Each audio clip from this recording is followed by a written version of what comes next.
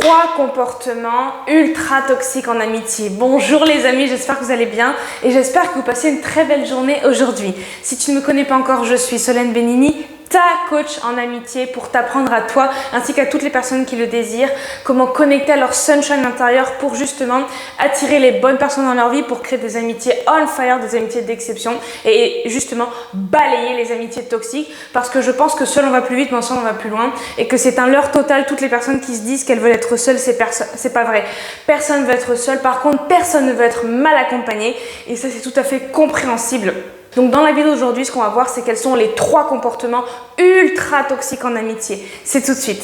Alors, donc le premier comportement qui est ultra toxique en amitié, et en fait ce sont des comportements que souvent tu adoptes mais que tu adoptes inconsciemment, donc tu t'en rends pas compte sur le coup. Et je sais que tu penses bien faire, mais ces comportements-là, à terme en fait, ne sont pas en fait dans le but de créer quelque chose de sain ni pour toi ni pour l'autre, parce que tu vas en fait te transformer en quelque chose que tu n'es pas, donc soit en sa mère, soit en son infirmière, soit en une sauveuse en fait, dans une sauveuse pour sa vie. Et en fait, tu vas vouloir te charger de son bonheur alors qu'en fait, tu n'es pas censé avoir la responsabilité de ces choses-là.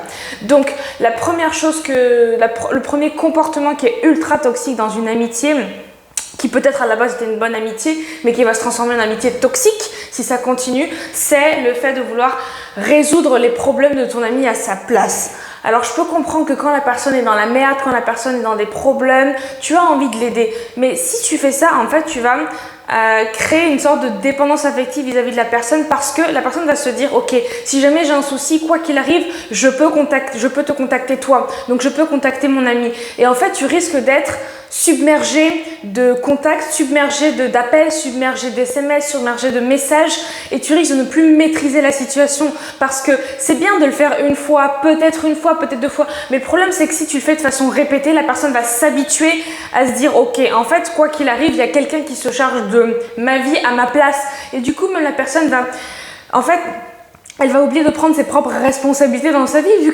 que tu te charges de tout pour elle. Et du coup, ça va créer de la dépendance affective, parce que cette personne-là, quand tu vas arrêter de l'aider, quand tu vas arrêter de résoudre ses problèmes à sa place, eh bien, elle va trouver ça anormal, parce que tu t'es tellement plié en 4 pour elle et tu t'es tellement dit ok, mon ami est dans la merde, je suis son ami, je dois résoudre ses problèmes, c'est mon devoir. C'est pas ton devoir en fait de le faire. Toi, c'est ce que tu te dis dans ta tête.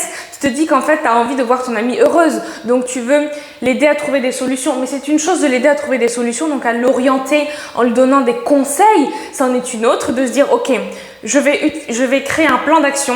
Elle ne sait même pas dans son dos. Je vais l'aider à résoudre son problème. Du coup, comme ça, elle va être super heureuse, super bien. Mais en fait, tu penses l'aider, mais tu vas vraiment créer une dépendance affective vis-à-vis d'elle. Et elle va se dire que quoi qu'il arrive, il y a quelqu'un pour se charger de mes soucis.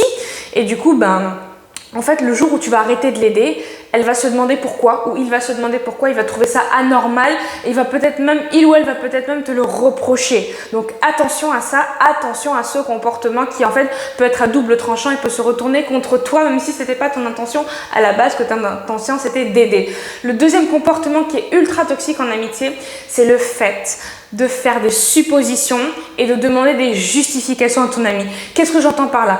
Typiquement, vous êtes dans une situation où est-ce qu'il s'est passé quelque chose et tu doutes en fait de l'implication de ton ami dans la situation. Donc en fait, les suppositions, c'est tout simplement vouloir interpréter une situation de la manière dont toi tu l'aperçois, uniquement dont toi tu l'aperçois. Et le problème en fait des suppositions, c'est que tu ne connais pas forcément toute l'histoire et en fait toi tu vas t'inventer une histoire imaginative, d'où le fait de supposer les choses. Tu vas pas en fait demander à la personne et lui poser des questions pour comprendre, tu vois, pour comprendre les choses. Et toi, tu vas juste créer un schéma imaginatif et tu vas te dire, ok, si la personne a fait ça, c'est certainement à cause de ça. Et je suis sûre qu'elle a réagi comme ça. Et les suppositions, ça peut être très toxique parce que ça veut dire que tu vas inventer une situation qui n'est pas dans le réel.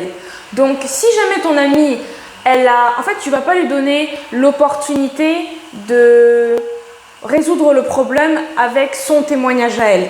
En fait, les suppositions, c'est que toi, tu vas juste imposer ta vision des choses alors que c'est pas forcément réel.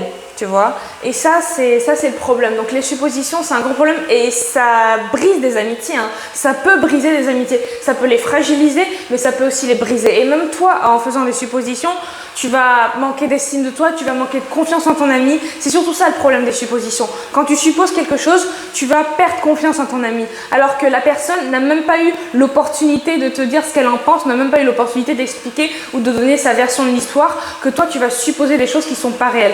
Et en fait, un problème aussi qui est corrélé aux suppositions, c'est les justifications. Pour moi, ça rime avec accusation. Donc quand tu demandes à quelqu'un de se justifier, ça veut dire que tu mets la personne dans une position qui est mal à l'aise, dans une position qui est malaisante pour elle, et tu ne lui permets pas d'être dans une safe place. En fait, quand tu justifies, pense un peu au tribunal. Quand tu es appelé à témoigner à la barre, eh bien, on te demande de te justifier sur les faits, les chefs d'accusation. On te demande de te justifier là-dessus. Fait que c'est la même chose. On ne te demande pas de t'expliquer. Quand tu dois t'expliquer sur une situation, c'est que la personne, en fait, même tu le ressens. Une explication, c'est beaucoup plus délicat, c'est beaucoup plus soft. Tandis qu'une justification, tu sens au fond de toi que quand tu dis « j'ai senti que j'avais besoin de me justifier » ou même quelqu'un qui te dit « t'as pas besoin de te justifier », ça veut dire que la personne en face de toi ne te croit pas sur les faits et que du coup, tu dois lui prouver que c'est vrai, tu vois.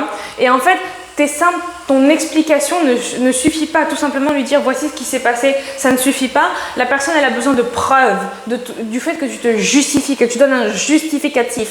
Et ça, c'est vraiment très toxique parce que quand tu te justifies, c'est que tu as la sensation d'expliquer les choses mais en vain. Dans le sens où tu vis dans un dialogue de sourds. Tu es dans un dialogue de sourds. En fait, c'est ça le problème de la justification et des suppositions, c'est que ça met aussi un petit peu à mal ta propre valeur personnelle. Tu vois, tu vas te sentir irrespecté dans qui tu es, tout simplement irrespecté. Tu vas te sentir bousculé et tu vas pas avoir la sensation que tu es dans un endroit où est-ce que tu peux t'exprimer en toute tranquillité, comment je pourrais dire ça, que ce soit agréable pour toi. Le troisième comportement, ultra toxique, warning, on évite de faire ça s'il vous plaît les amis, s'il vous plaît on évite de faire ça, c'est vouloir réparer les blessures intérieures à la place de la personne. Donc qu'est-ce que j'entends par là? Il y a 5 blessures. Donc les 5 blessures de l'âme, la blessure de l'abandon, la blessure du rejet, de l'humiliation, de l'injustice et la trahison. Alors, ces blessures-là, ce sont des blessures qui sont très profondes en général et qui sont très ancrées dans le cœur, dans le corps et dans l'âme de la personne, ce qui crée souvent des barrières, donc des barrières dans la création de liens, des barrières dans la façon de communiquer, des barrières dans les ressentis, des barrières dans la communication, des barrières dans les sentiments. Et ça crée aussi une barrière parce que la personne a du mal à être sincère, a du mal à faire confiance, a du mal à être transparente, a du mal à ouvrir son cœur. Et en fait, ça, tu n'es pas responsable de cette situation. Tu n'es pas responsable de ce que la personne ressent à l'intérieur de toi, à l'intérieur d'elle, pardon. Mais souvent, ce qui va se passer, c'est que tu vas souvent prendre pitié pour l'autre et tu vas avoir envie de réparer les blessures de l'autre à sa place et de te transformer en son infirmière, en sa psychologue.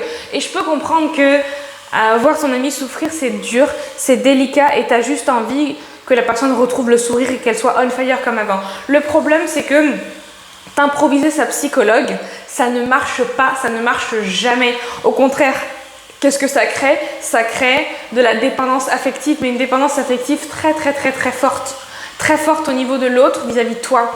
Et ce que je te conseille franchement dans ce genre de situation, au lieu de réparer ses blessures à sa place, c'est plutôt de lui permettre de mettre de la conscience dessus, n'est-ce pas? Donc quand vous êtes en communication, c'est de lui dire qu'est-ce qui s'est passé, qu'est-ce que tu as ressenti, et si jamais, c'est de la diriger vers une professionnelle, la diriger vers une psychologue, un psychothérapeute, quelqu'un qui va vraiment pouvoir lui venir en aide et éviter de fragiliser ou de briser votre amitié juste parce que tu as voulu t'improviser sa psychologue. Et en fait, le souci quand tu fais ça, c'est qu'aussi tu t'octroies en fait une charge mentale et une charge émotionnelle démentielle. Ça va être un énorme poids alors qu'à la base, c'est parce que tu veux. Construire une amitié, c'est pas censé être forcément fluide et lisse, c'est facile. Mais en tout cas, ce genre de problème-là, c'est pas des problèmes que toi tu peux maîtriser, que toi tu peux gérer. Ok, je peux comprendre que tu as envie de sauver la personne, mais t'es pas là pour la sauver. Donc, pour terminer, même si tu as envie d'aider ton amie et de la sauver dans ce genre de situation, de ces tourments-là qu'elle vit, eh bien, dirige-la vers des professionnels aptes à l'aider. Voilà les amis, la vidéo d'aujourd'hui, elle est terminée. J'espère qu'elle t'a plu, j'espère qu'elle t'a inspiré, j'espère qu'elle t'a parlé. Et d'ailleurs, si jamais tu veux aller plus loin, je t'invite à prendre ton appel tout de suite avec moi en cliquant sur le premier lien juste en dessous. Si jamais tu veux que je travaille avec toi, que je t'accompagne et que je crée avec toi un plan d'action personnifié pour toi, pour te donner le chemin tout tracé pour t'accompagner à révéler ton sunshine intérieur, pour avoir des vrais amis, des amis d'exception dans ta vie et que tu t'es reconnu dans cette vidéo-là, je t'invite à prendre ton appel tout de suite avec moi. Je t'invite aussi à t'abonner parce que tu ne veux rater aucune vidéo de ma part sur toutes les thématiques de la confiance en soi, l'estime de soi, de l'amour de soi, amitié toxique versus amitié d'exception. Et aussi, écoute, je te dis du coup à demain. Merci beaucoup d'avoir regardé la vidéo jusqu'au bout. Et n'hésite pas à me dire également ce que tu en as pensé par commentaire. Ça me fera super plaisir d'avoir ton avis là-dessus. Du coup, je te dis à demain. Encore une fois, merci beaucoup d'avoir regardé la vidéo jusqu'au bout. Et puis, ciao, ciao.